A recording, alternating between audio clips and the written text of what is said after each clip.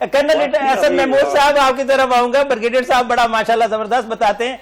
ये जो army chief है उनका भारत का, वो कभी कोई स्टेटमेंट देता है, कभी कोई स्टेटमेंट देता है, हर 15-20 दिन के बाद स्टेटमेंट चेंज हो जाती है। वहां का जो एयर चीफ है वो भी 3 महीने बाद बताता है कि जी हमने तो पाकिस्तान के 5 हथियारे गिराए थे। तो ये कौन है, ये कौन लोग हैं जो भारत के ऊपर भी मुसल्लत कर दिए गए हैं? नरेंद्र मोदी की क़यादत है, नीचे सारे के सारे जो फौजी हैं वो भी उसी तरह के।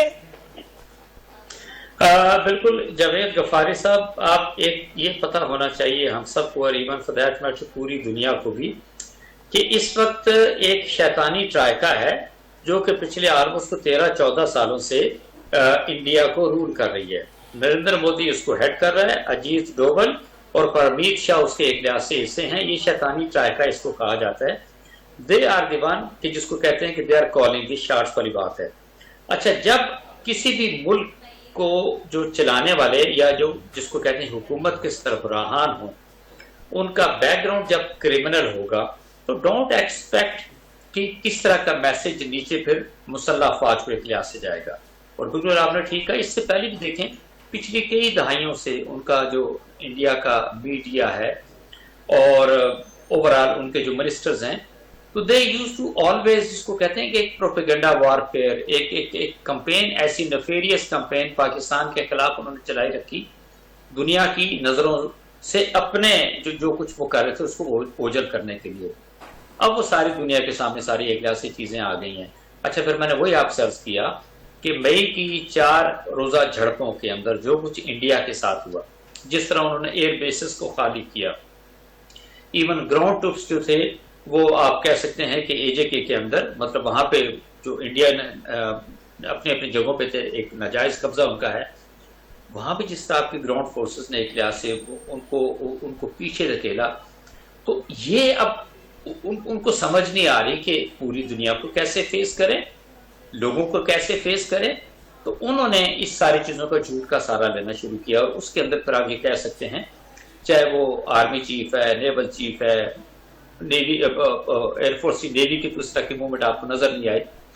तो क्योंकि ये बॉलीवुड के आदि हैं, बॉलीवुड के अंदर ये सारा झूठ दिखाते हैं अपनी फिल्मों के अंदर, अपने सोल्जर्स को जो है ना वो एक ऐसी मखलूक दिखाते हैं कि जैसे उनका तो कोई मुकाबला कर ही नहीं सकता। और यकीन करें कर्नल साहब, मैं खुद कह रहा था कि इनकी आर्मी से ज्यादा तो इनकी जो एक्टर है ना वो ज्यादा जबरदस्त फौजी हैं।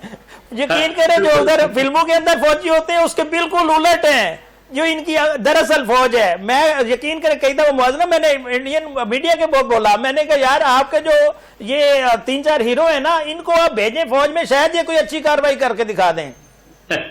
ऐसा ही है, बिल्कुल ठीक कह रहे हैं, बट वो कहते हैं कि फिल्मों की दुनिया और होती है, और प्रैक्टिकली जब ऑन ग्राउंड और फील्ड के अंदर आप आते हैं, फिल्मों में तो ये कई दफा जीत भी चुके हैं, और कई दहशतगर्दों को इन्होंने गिराया है, पता नहीं कहाँ दुनिया के कौन से हिस्से में।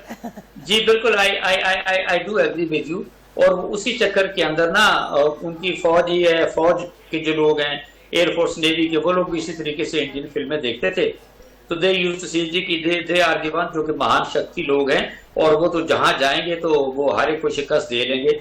मैं आपसे बताऊं, जब उन्होंने पाकिस्तान पे मिसाइल फायर किए, ड्रोन्स लॉन्च की, एयरफोर्स को एक लिहाज से उन्होंने डाला पाकिस्तान के अगेंस्ट, तो उससे पहले देवर 100% तो नहीं तो 99% श्योर थे कि हम ये सब कुछ जीत चुके हैं, हम सिर्फ 1% सिर्फ जाके एग्जीक्यूशन करेंगे और पूरी इंडिया के अंदर, पूरी दुनिया के अंदर वाह वाह हो जाएगी। बट विदाउट रियलाइजिंग कि इस सारी चीजों को कमान किसके हाथ में है, it was basically again I would say field marshal Asim Munir की आवाज। बिल्कुल जी, सैयद आसिम मुनीर ने साबित किया कि he is a good commander.